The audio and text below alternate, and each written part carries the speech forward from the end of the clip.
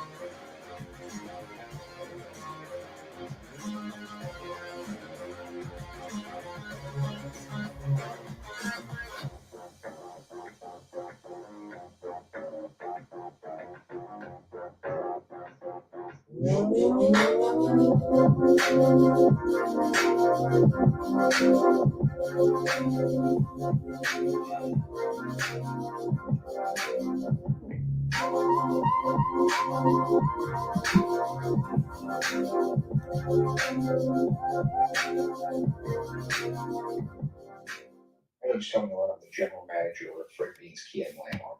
I just wanted to take a minute to talk about Larry Feldman, Career Changers USA.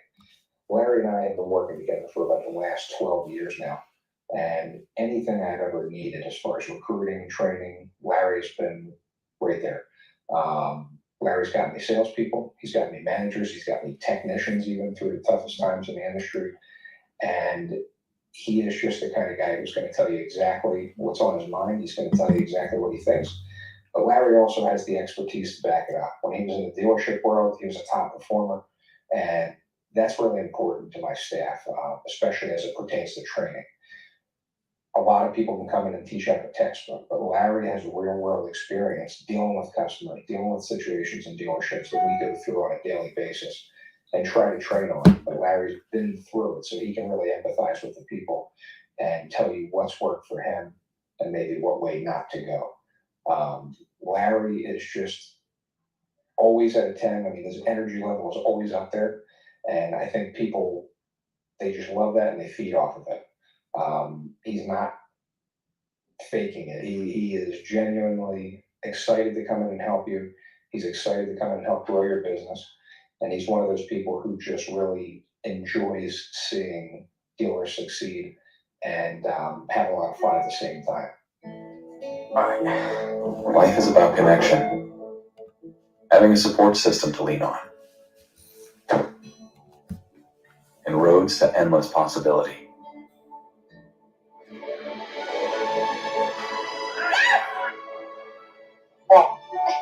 At every turn, guiding the way, we are building the connections that move you.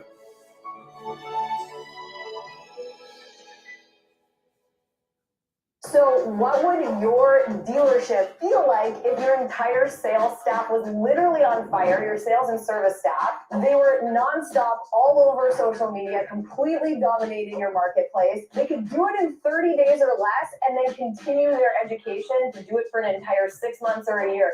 You literally would completely take over the entire marketplace and no one would be able to compete with you. And that's what we can do for you. So when you're walking around your community, whether you're at local restaurants or you're going to the gym, you don't want to be bothered? Fine, you won't be bothered. But a lot of people will walk up to you and say, oh my God, I love your social media. Your staff is amazing. We love what you're doing in the community. We want to come buy a car from you. We want to get an oil change at your dealership. Your community is absolutely going to love you. And it doesn't matter what platform you're on. You could be on TikTok, LinkedIn, Facebook, Instagram, all social media platforms. You will literally be all over the place. And not only will you have ads running, but your own staff is going to be promoting your brand and promoting themselves within the dealership and within the business. So it's like running an ad times 100-fold because your entire staff is participating in the process. I've traveled all over North America.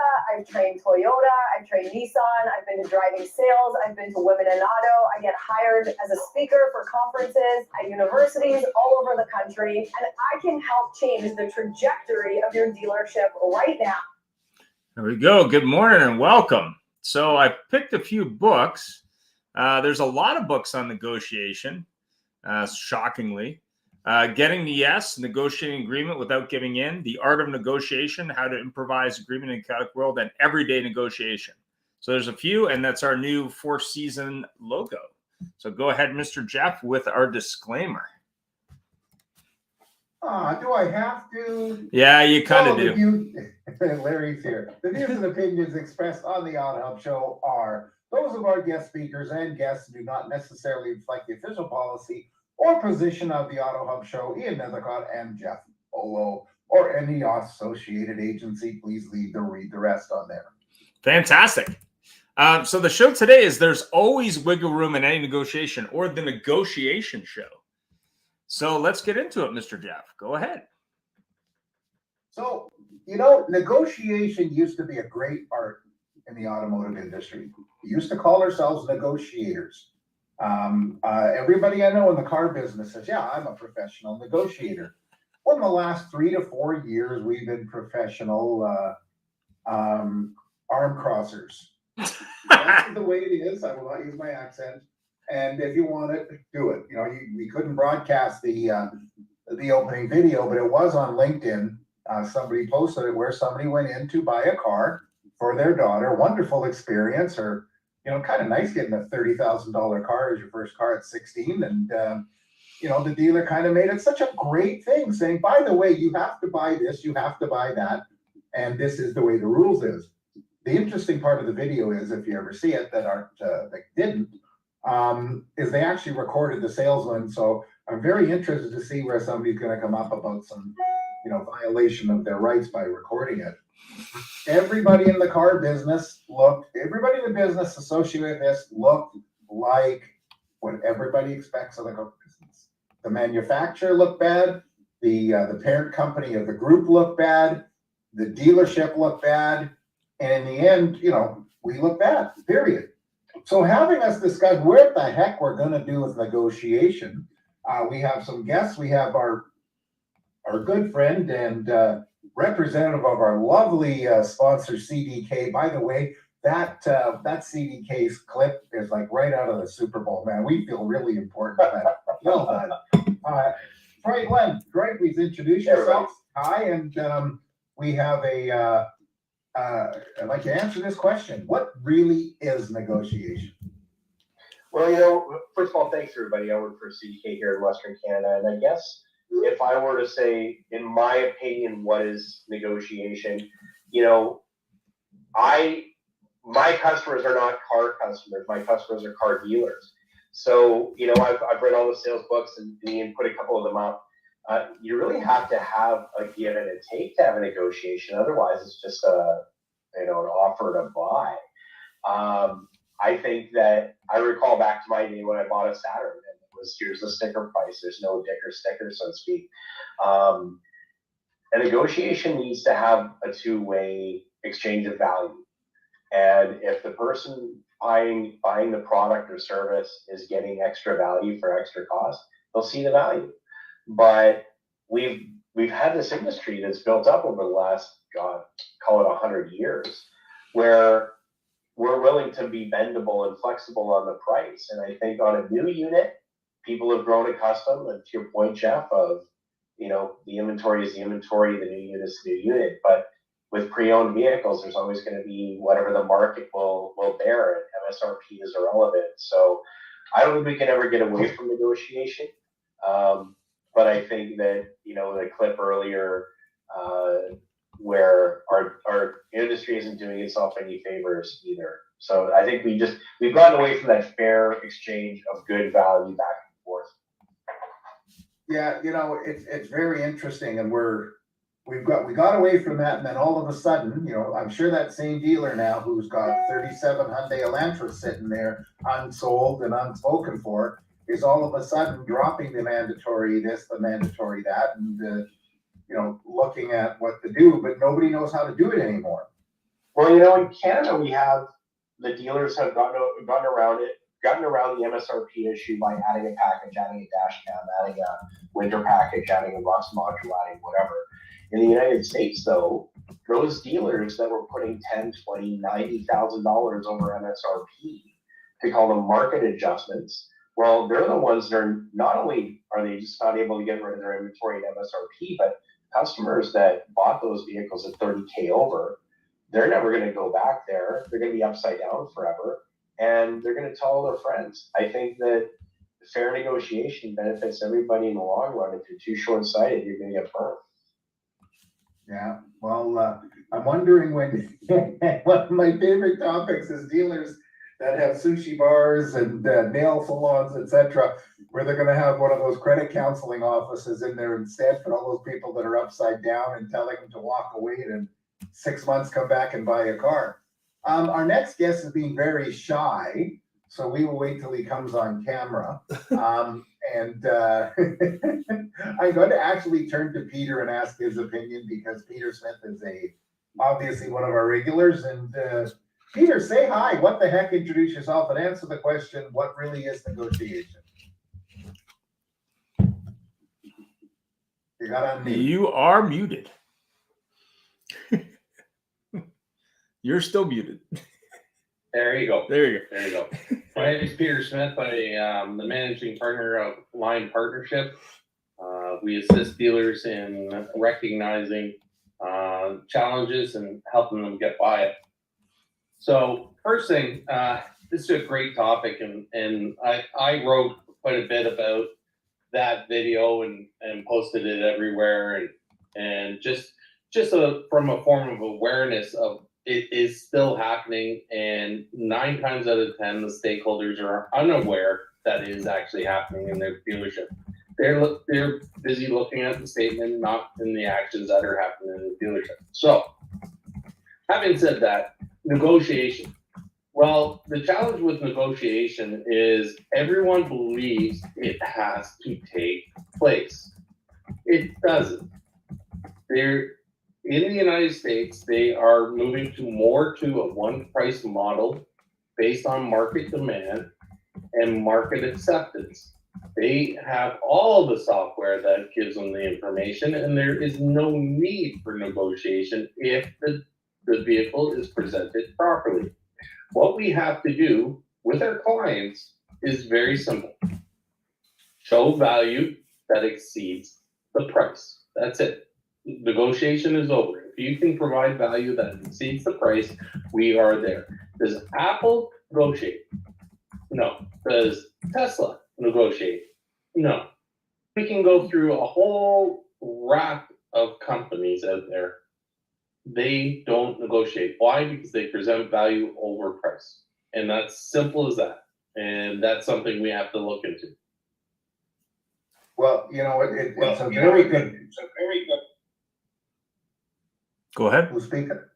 Just you. It's a very interesting thing that you put that. I always find negotiation is you know, we always said it was more than just price, and I always train my salespeople with that. It's posturing. You know, if you look up negotiation, somewhere in the definition is posturing, and the one price thing is a very good thing. Personally, I'm a little bit concerned. You know, which will lead right into Ian's next question. You know, what happens? Where do we go from here with this whole thing, Ian? Well, I mean, I think really at the end of the day, as we've said many times, in the negotiation side of things, we always got to get back to basics. But also, I think we need to read a few books on maybe how to get better at negotiation. I mean, it was funny that you bring that up because I actually took a negotiation class as part of my MBA a couple of years ago. And the gentleman who taught it is a lawyer out of Toronto who does international negotiations with teams. And part of the learning in the class, even though it was a pretty entry-level class, in my opinion, was that it's not just how you negotiate, it's the team you work with. He'd be in situations, say, all over the world where he had a team of people working with him. And his biggest challenge wasn't the negotiation. It was the people on his team, some of which would make the negotiation impossible just because they made errors. So part of it is that, but also part of it is how you negotiate. When I sold cars, I used to negotiate based on payments, not based on price, knowing full well that 80% of customers were making a payment. So that's the way I used to do it. But I think you've got to also trust in your team. So if you're working with a sales manager or a general manager or a lease manager or a finance manager, or whatever that may be, you have to have a very tight relationship with your team, but also you have to ask questions around what motivates the customer. Very similar to when you hire someone today, it may not be about money. It may be about what they want in that job personally that may not be money. And I think that's also something that we need to discuss based on generations today. But I digress. Is negotiation necessary in 2024 as we look at automobiles? I know that it's been something that has been shifting, but go ahead, Mr. Larry. Hey, Ian, it's Larry. Yeah. I'm sorry if you can't see my image. I'm in a strange rental car here in Florida. A strange rental car in Florida. Shocking. Yeah, go ahead. Strange rental car. 2 points that you said that I'm going to take just a slight issue with. Okay, shoot. On what you said, maybe they need to read some books. How about maybe they have some damn conversations with people? Yeah. Because the communication skills of most people and most salespeople is so lacking, it's a little scary. And the second thing is, the only reason I take issue with the team is I had some really, really bizarre managers, difficult guys, throw them out. And I still found a way to sell a whole lot of cars and make a whole lot of money. I think if you understand that you start closing a deal when you say, hello, welcome to, if you look people in the eye, if you smile, if you actually listen to them, if you can engage them in a conversation and genuinely care, not only is it easy to negotiate, negotiations get easier because everybody knows we buy from people we like and they're willing to pay a little more to people they like. But I think negotiation will never go away, right? When Saturn was out, people would come into my Cadillac store and say, why don't you do a no haggle? I'd say, no problem. There's a list price, you pay it, I'll write it up. It's not a problem at all. So Larry, I'll add on to that. You touched the point. Negotiation is also all about listening, and we have to listen to understand, not just to hear. And if we listen to understand and we listen to what our customers are saying to us, we'll know what direction to engage them with our process. Do you not agree? Yeah, but it's even more than that. How about just getting them to like it? How about liking them? For some odd reason, a lot of salespeople resent their customers. What does he want? How about understanding that these people are feeding you? The dealer's the middle guy handling the money, but it's your customers that pay. And if you're not happy and not willing to like somebody that's helping you feed your family, I think you need to get your perspectives right. I was never a car aficionado. I still don't know a lot about cars compared to a guy like Ian or Jeff. But crazy as I am, people seem to like me, and that's aided me in doing whatever I'm doing. And I don't think people put a whole lot of stock today into being likable or communicating. It's just think of the last time you were in a restaurant and saw 4 people at a dinner table, all on their iPhones, not looking at each other. Yeah, I mean, wait a minute. That was last night. We have a comment. We have a comment from LinkedIn. Special thanks to Stephen Appercella. One price or negotiated price are both price driven. Does the experience of your product or service clearly and intuitively surpass the commoditization aspect of price alone? It's 2024. The desired experience of a product or service is what customers want before and after the sale. Go ahead, Jeff. So, Very deep, Stephen. Very deep. Jeff, before you even get into that one. Go ahead, Troy. Sorry. I was just going to say, right after the show, can we get Steven drunk and make him pronounce and spell commoditization? It's easy for you to say.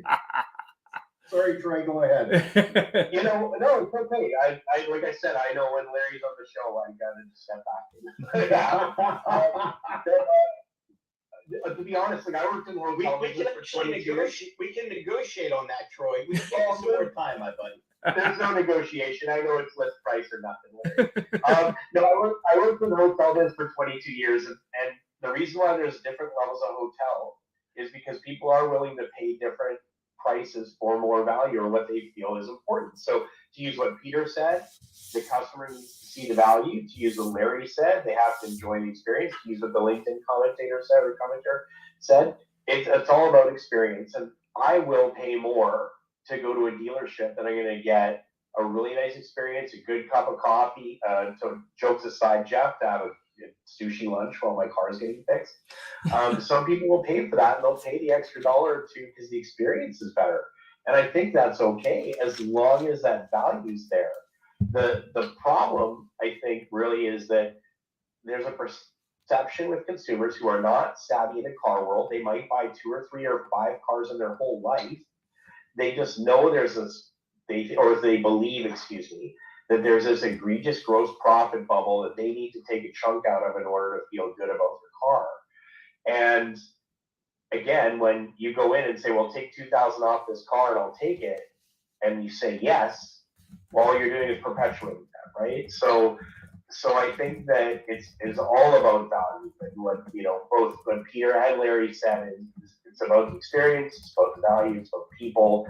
Are you willing to pay for what you're getting? Do you feel like you're getting what you paid for? If you walk out of there with a smile on your face, feeling good about it, then yeah, money well spent. Well, on that note, and this is something I talk about quite often when I'm in front of teams, is price is a challenge in most people's minds, but it actually isn't. I ask every single team I'm in front of, what's the cheapest hamburger you've ever bought? And I know the answer right off the bat is $1. Everyone says $1. And I say, wow. Then I ask, what is the most expensive hamburger you've ever had? And that can range anywhere from $15 to $50 to $100, depending on the demographic I'm in front of. I said, what does a hamburger do? It provides you calories to fuel your body so you can move about. So if you know that you can buy something for $1 to do the exact same thing as a $15 or a $25 or a $50 hamburger, and you know that where to get it, why are you not just doing that? If you are price driven, nobody is price driven. People are experience driven. And once you get that experience that you find value in, you will do it because that's your want. It's not your need, it's your want. And we're driven by wants, not needs. That's what pushes us forward in life.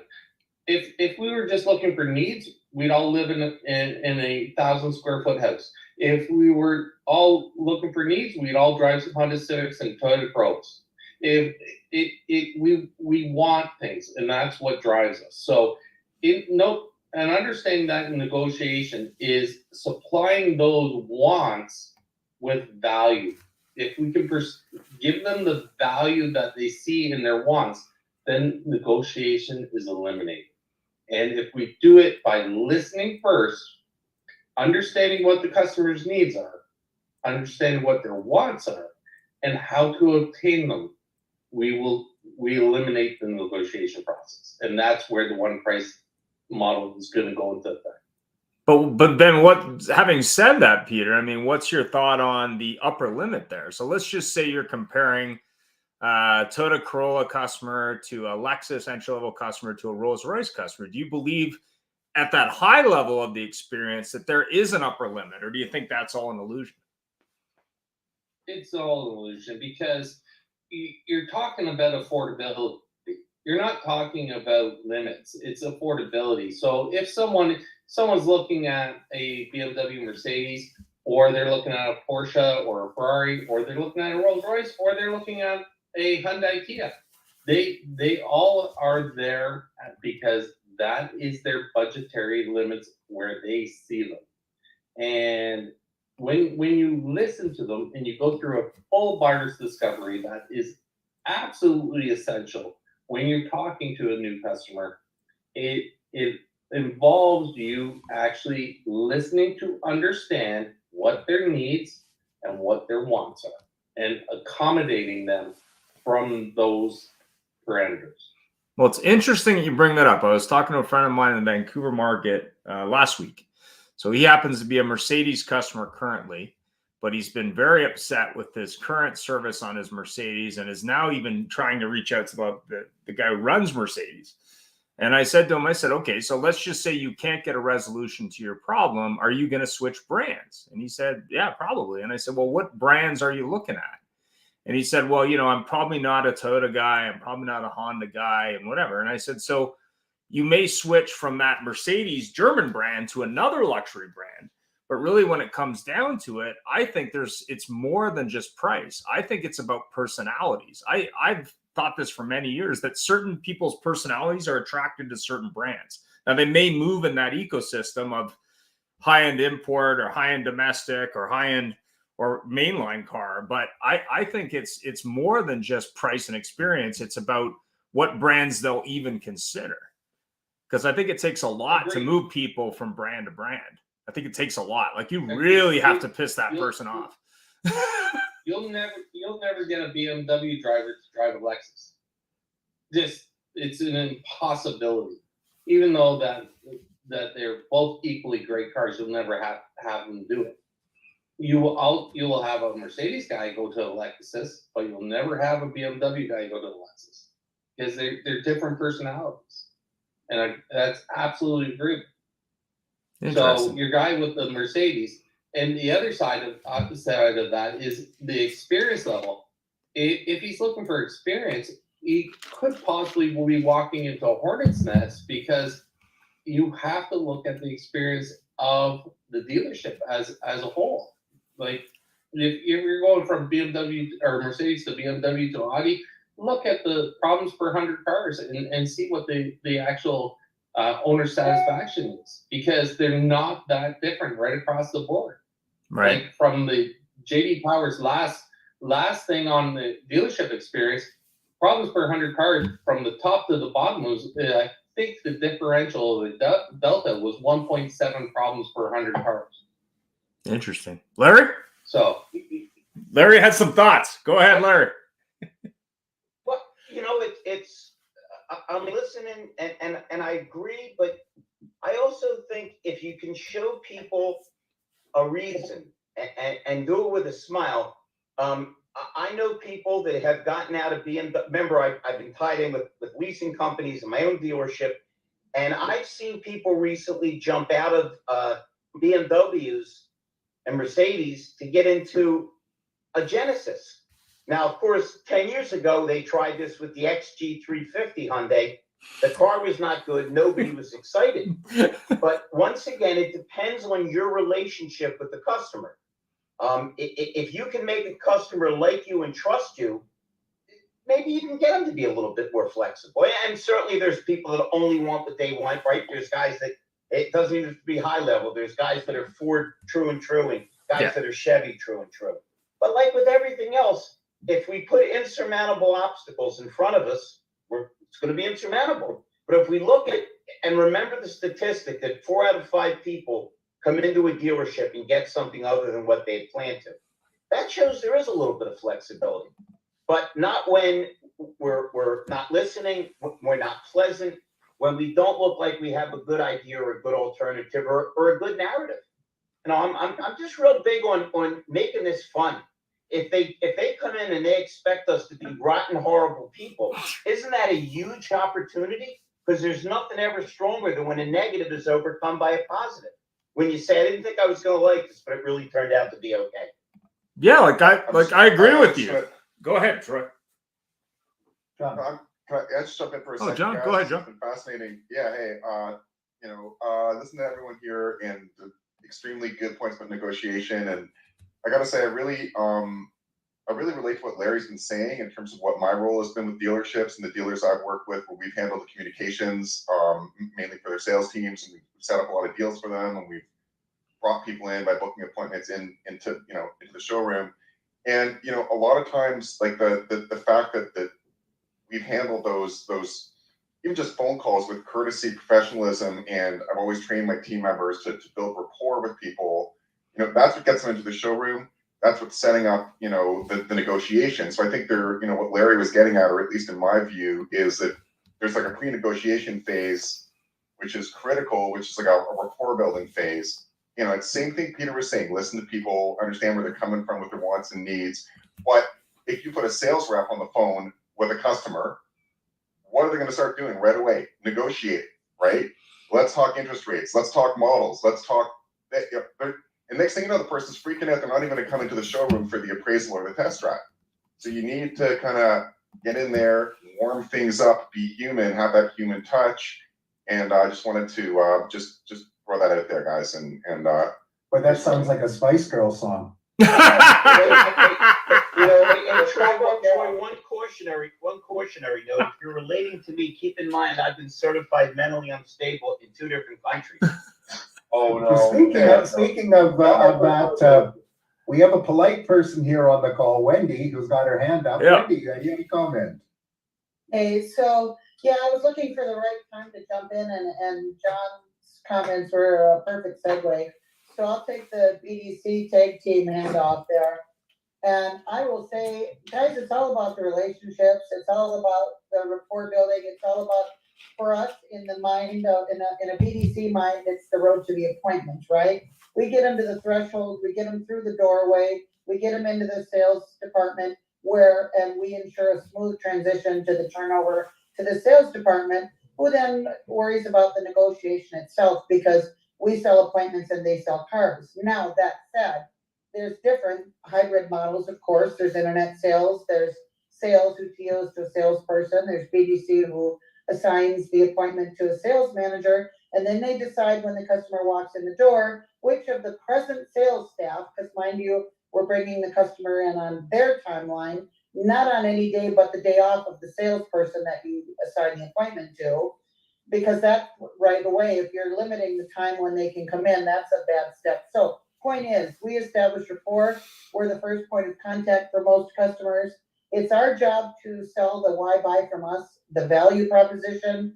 It's our job to gain the trust, because people buy from who they like, know, and trust, and we sell appointments. So we establish rapport, we empathize, we determine what their needs are, and maybe what their wants are together, because we do a series of discovery questions that we want to determine what it is that they're doing. And let's keep in mind also that what is the stat? It's been unchanged for a minimum of 10 years. Only 13% of buyers end up driving off the lot in the car that they initially started looking at. 87% changed their mind for this, that, or the other reason, because the salesperson was good and they closed them on the unit that was, aged inventory that they had a little extra bonus on, or whatever it is. They come in, and then it goes from the road to the appointment. We got them in the door. Now they start the road to the sale, where they again do a meet and greet and a needs analysis and everything else. So point is if you start the relationship the right way, and it's relationship based, if you establish rapport, if you gain the trust of the buyer, of the shopper, if you explain and you reiterate the why buy from us, what differentiates you from the dealer with the $200 less invoice price, so they're going to be able to cut you a little bit more on a brand new unit, or that's what it was 10 years ago, it was hundreds, because they'll chisel you. I shouldn't say words like chisel with a customer, it sounds sneaky, but they will chisel you down as close as they need to or want to. So bottom line to accentuate what John said, I think if we establish the relationship in the right way, that we're not evasive if they ask for a price, because some are going to ask for a price and we're going to have to give it to them. But if we establish value and a good relationship and everything else, for the most part, we can set up for a great dealership experience, and then the sales team takes over. Thank you. Hey, Wendy, tell them hold on one second, Pete. Wendy, this is important. Tell these folks, what is the name of the show you have on Wednesday? The human side of AI. Exactly. And why AI can recreate Shakespeare and put the Beatles back together, they can't empathize. They can't look at you and say, gosh, I know exactly what you mean. That happened to me. How about if we try this? Okay, so guys, we digress here a little bit. We want to get a little bit back on topic of negotiation. There's some great points there. The thing about all of this, I actually would love to see an AI negotiating program. That would be very well. interesting. Maybe not, Jeff, based on how well the bot at Air Canada negotiated with the customer last week. Those of you who don't know, check it out.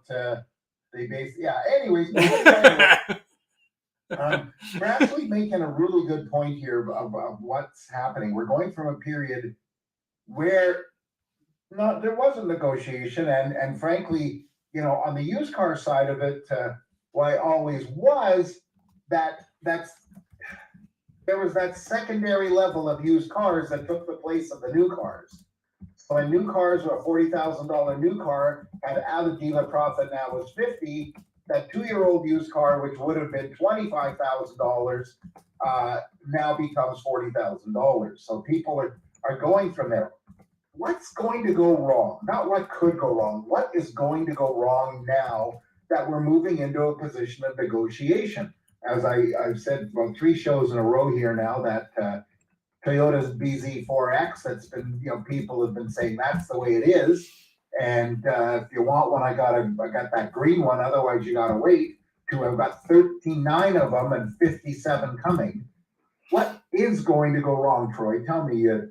Now that they got that car here, and people are starting to come in and say, "Well, look at these things in the cold weather, and look at the mining problems, and they're not saving the world and everything else." I think what's going to go wrong with negotiation is, I think, a lack of acceptance that there's a lot more data out there than there used to be. Customers are walking in with prices from 25 dealerships for same or comparable cars. They're walking in with all the information, sometimes more than the salespeople have. They're walking in with data. If you go back when you started, Jeff, I don't know if the Flintstones cars were the same when you guys were selling them, but when back then, the customer walked in and the price was written in grease pencil across the windshield, and that's the only research they had. And so I think that customers have more information, and that, adding on a bunch of weird packages and stuff is only going to erode the trust. And honestly, I think the only thing that could go wrong is if OEMs and dealers and groups go out and say, we are going to act like this. We are going to price like this. We're going to have an experience like this. And then they don't do it. And I think that is really where the problem is say, we're going to take all the fear out of this, because it is scary for people who don't negotiate for a living. I'm going to take the fear out of this. We're going to make it easy. And then they don't make it easy. That's the problem, because customers have data and they have the ability to spread the word about the negative stuff too. We had another thought from Jeff Shear. We got a thought from Jeff Shear. I worked at AutoNation when they initially launched one price. It is imperative to set up why we do that for our customers and explain it as an advantage. Go ahead, Peter. Okay, so I'm just gonna jump on Troy's statement there.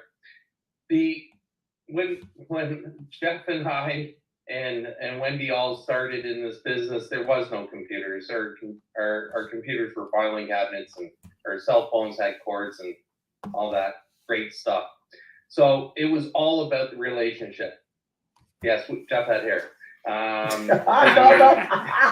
Big Goldilocks, is that what you had? Big locks? So having said that, it was all about relationship. Technology brought in speed brought in data brought in intelligence, and the customers now are online for 17 hours before they'll even visit a dealership. It's 1.2 dealerships visited before purchase. So why is it 0.2? It's because someone didn't give them the experience.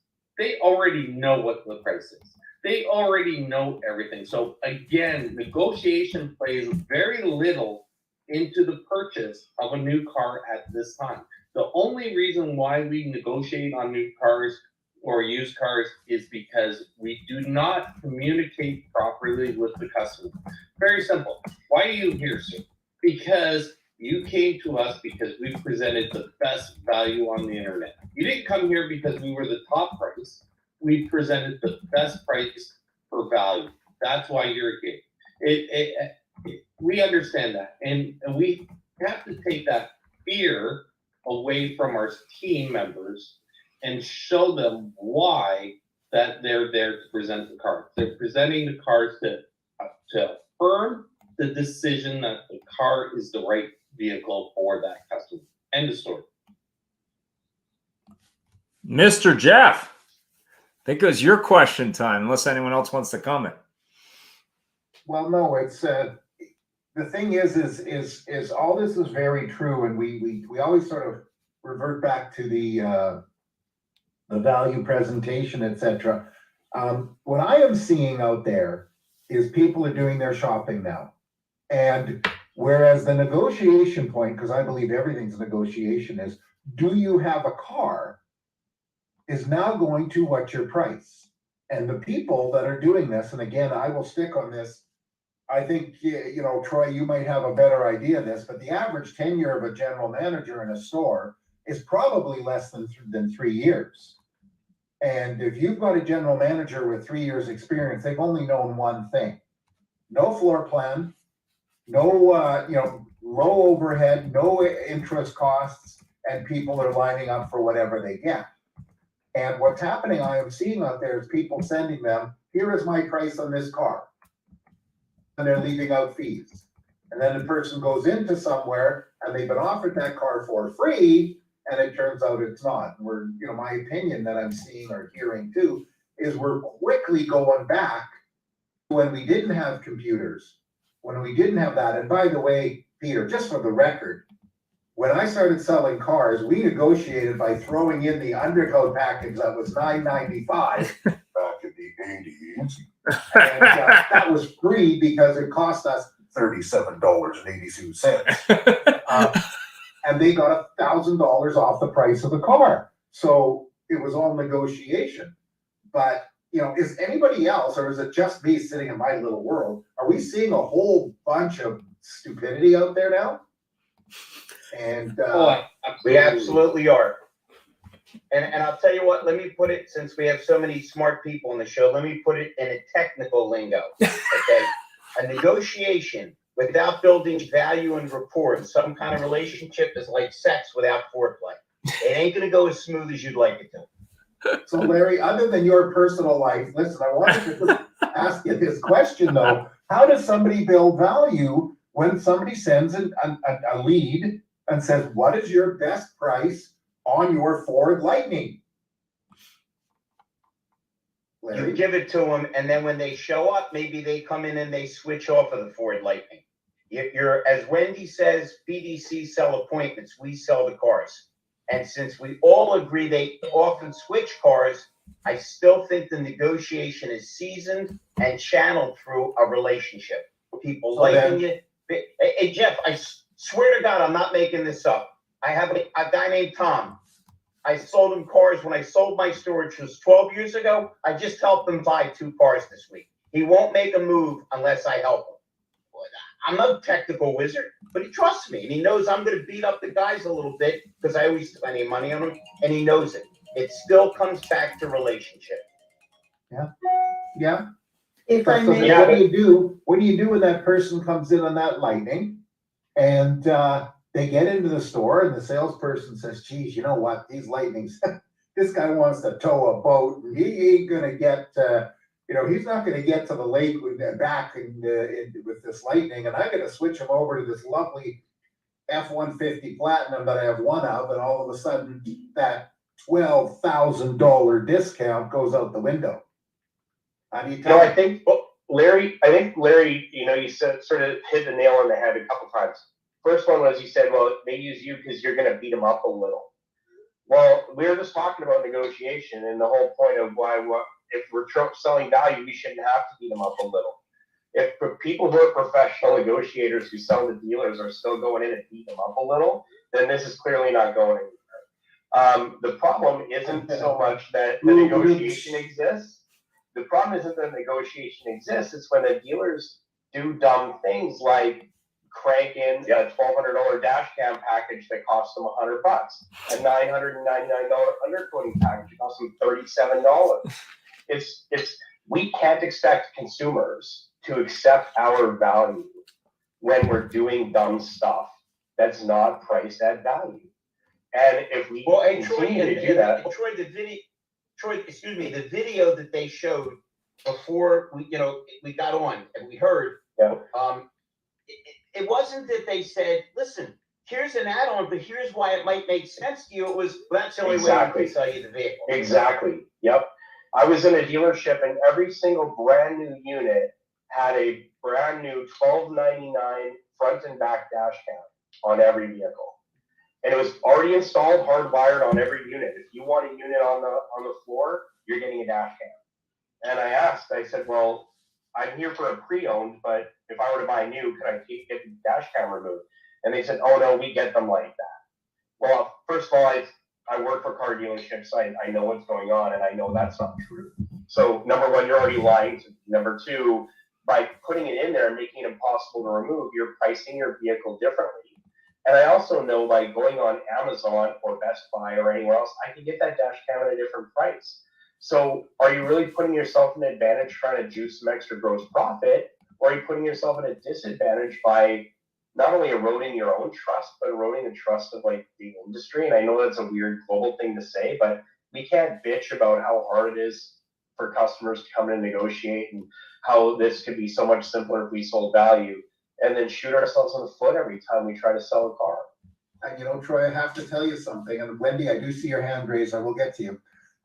What I do have to comment though, this also comes down to, and Larry, you gotta wait before you say something, training. And, this same thing with the video we saw before, that where this person said, Auto Canada requires that the snow tires go on every car. Well, Auto Canada, for those of you who don't know, is a very large 120 car dealer group in Canada now in the States, and they do not. And as soon as they contacted the corporate people said, we blah, blah, blah, blah, blah, blah, blah, blah, and we blah, blah, blah, blah, blah, blah, blah, blah, blah, blah, blah. And the thing is, same thing with the training there and the training here. They come that way. Sir, the correct way is, sir, all of our vehicles in stock, you right now at the moment have these cameras because we have found that X percentage of people are buying the cameras and they're installed as a way to lower the cost because of the labor costs due to the high tech on the vehicle. That would have been $18.99 if we did it individually. Now, if you would like one without, I can see what I can do, but I can't promise you. Tell me I'm wrong, Larry. And maybe you have other kids in the neighborhood. Again, the answer is always, we'll do whatever you want. You're the customer. But let me explain to you what the value is and why the feature advantage benefit has a benefit for you. The answer is never, this is the way it is. If you don't like it, hit the road. All that does is piss you off. These are the same morons that don't understand the value of a customer over their lifetime. It's huge. Yeah. If I can piggyback off of what both of the guys just said now, it's about like when you talk about whether it's whatever a camera you're talking about, or years ago somebody asked if there's a trailer, a tow package on a truck or whatever, and there wasn't, and the customer is going to say, yeah, there is, simply because they know that they can put one on aftermarket. But then it turns out the customer has needs to tow a certain number of pounds, and it has to have the factory installed with the transcooler, et cetera, et cetera, et cetera. It can't be something they can slap on aftermarket. And how many times does somebody say doesn't have a tow package and they don't say, oh, is the tow package important to you? No, I was just curious. But the point being, we have to make sure that we're giving the customer the idea of the showroom visit, and that we're not doing a bait and switch, that the visit and the relationship and the experience is manifested in person the same way we described it online, on the phone, via email, however, by whomever. And we have to, even the price thing, well, Mr. Customer, if they saw it cheaper, then it's the obvious. It's, well, Mr. Customer, our pricing is very competitively. I guarantee you, if you've seen something in a comparable model within a couple hundred miles of our dealership, it's because it has less equipment or more miles on it in the case of a new, or even less equipment in a new model. Mr. Customer, your presence is your leverage. Let's do this. Let's bring you into the dealership. We'll schedule an information day visit, 30 to 45 minutes. We'll go over all your options and vehicles and financing and everything. And within 30 to 45 minutes of your arrival, we'll give you everything you need to make an educated buying decision. Then you're putting the power back in their hands as well, and they don't feel as though you're trying to force them to buy something they don't want. Because then again, they come to the showroom and your presence is your leverage with negotiation. There's not typically a lot of wiggle room, but you know what? Your presence is your leverage. Come on in. First of all, let's make sure it's the right vehicle for you. And then we'll do everything we can to show you the value of all the options we're showing you, and you can make your own decision. And I guarantee you we won't lose your business overpriced. That's a safe statement. But I'll stop you right there. In that when you're selling the extra value to offset the price, that's exactly correct. Everything you're saying is right. Where it changes is, for example, if you look at the dealers in the US that had the market adjustments where they were just padding at 20 grand because that's what the market would dictate. There's no extra value there. It's just if you want it, you're going to pay more for it and take it or leave it. I have a dealer, and again, my customers are car dealers in the Alberta market who wants our company to pay their $75,000 AMVIC fine, which is the local dealer registration body. Oversight body. And the reason they want us to pay it is because our system presented the forms that were too transparent that disclosed that they wanted to put in a market adjustment on the MSRP, which isn't legal in Alberta, because they just felt that their cars were in demand and they wanted to do it. And because our system wouldn't enable it, they wanted us to pay the fine. Well, that's a dealer who's just grabbing gross profit. And the problem with everything we're saying, we're all talking about how to do it all the right way, how to do it exactly the way that helps the consumers, it helps the dealers. We're all happy singing Kumbaya holding hands. But if there's 1 in 20 dealers is going to go and try to crown on a bunch of stuff and say you can't take it off, cram on a $10, $20, $90,000 like that Corvette in the US market adjustment, well, that is going to stop whatever forward progress that we're making as an industry to get more honesty, more integrity, more trust from our customers. Because every time we do something stupid, it's 1 step forward and 3 steps back. And the second that we trip up, all the customers go, every dealer is the same, every car company is the same, we're back to square one. The walls go up and it's no longer a friendly negotiation, it's adversarial. 100%. Nobody ever hears about the dealer. You don't very often see the except at Christmas and maybe Valentine's Day and Easter, the dealer that actually does very good things for the community. You know, the one that shows up to Children's Hospital with a van load of toys for kids in the various different sickness wings, but does it in a blank van and takes it in through the back door. Nobody hears about it. Nobody, at Christmas time, you see the giant, I was part of that, the giant toy mountain where we showed up in a cavalcade of 10 vehicles and it was on TV and it was everything else. But we always hear about the bad things. We all, you do a bad thing, you're gonna get a really obvious thing, you're gonna get caught because you're in the day of the cell phone. Yep. And holy cow. Every time you see something bad, I saw a motorcyclist hit a tree here a couple of years ago. It was bad. And there was 70 people there. 50 of them had their phone out. Can you imagine that? We get our phones out to videotape the bad stuff. And every time, and I think somebody's got to start realizing this, we're not talking negotiation here. We're off track, which we shouldn't be. But boy, oh boy, all these silly things that we pull, somebody's watching. And with AI, in deference to Larry and Wendy, it's going to get more. Somebody's going to hack into your security video. And it ain't like suckers that it's got the little microphone sitting in the cup, the pen cup there.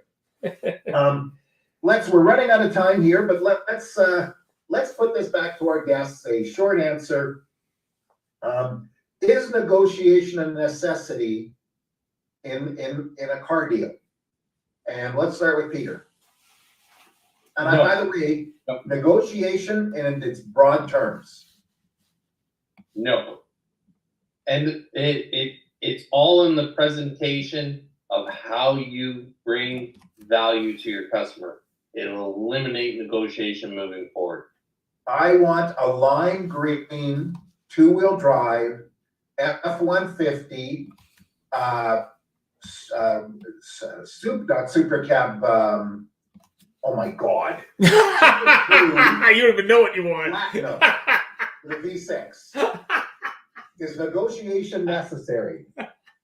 How long you want to wait? No, because I'm here to supply you exactly what you want. The understanding is it will take time to get your exact model, but I'll get it for you. Okay, terrific. Is that negotiation? Nope. Okay. That's providing a service. That's providing a service. I'm not negotiating. And if you turn around and said to me, I want it within 2 weeks, then I want it today. I want to take delivery today. I'm kidding. Larry, if you're still there. I think negotiation is dependent upon the situation and the customer. To say that it's not going to be useful in the future is short-sighted and I believe incorrect. Depends on the customer and the situation. Larry, I got a comment. I got a comment on Larry from Jeff. Larry, start with, we'll do whatever we want. That statement alone gives you a chance to talk further instead of putting your fist up. Thanks to Jeff. I like yeah. That. Yeah. I like that. Yeah. Troy, is negotiation a necessity? I want to say no.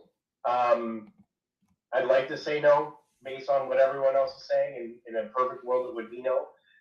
Peter has been nailing that value on the head the whole time. I think there's always going to be some element of a price variance if you're buying 10 commercial vans or 100 vehicles on a fleet from the factory. There should be a better price for you. But I would like to think we get to a place where people are going to gravitate towards the model of one price. Tesla is successful. Genesis is successful. The whole inventory situation has proven that people are willing to pay list price. But we just have to make sure that as an industry, we're all united on it. And I'd like to think it's not necessary. It is for now, but hopefully in the future it's not. Well, I have to end my part of it and I'll turn it over to Ian. That's a good point. I do like what Larry had to say. And my take on it like this is the best defense is a good offense. And if you are able to pivot to somebody who negotiates, if you're trained, if you're focused, if you have that commitment to providing a good customer experience and somebody wants to negotiate, you're not providing good experience by saying no. And you have to be able to deal with them and you have to be able to have the skills in which to deal with a proper negotiation situation. And I don't mean negotiate necessarily. I mean, deal with that. Negotiate how to avoid negotiation. And with that, I'll turn it over to Ian. Ian, thank you, everybody. Yeah. Ian.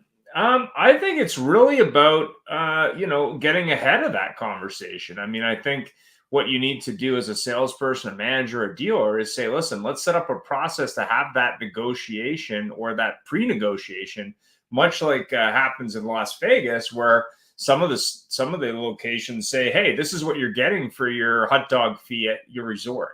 And I think if you can do that, you're definitely ahead of the game. If you don't do that, you got a problem. Hot dog fee. Yeah, if you don't do that, you're going to have a problem. But even if you do that and you eventually end up negotiating, you're setting yourself up for success in a much better way, in my opinion. Larry, you had a final thought? Nope, I just think that more important than ever, we got to get our people back to basics. We got to get them back to thinking right, understanding the importance of a customer, and practicing communication every day. Fantastic. Larry, my final thought for you is don't end up in a strange place in your strange rental car.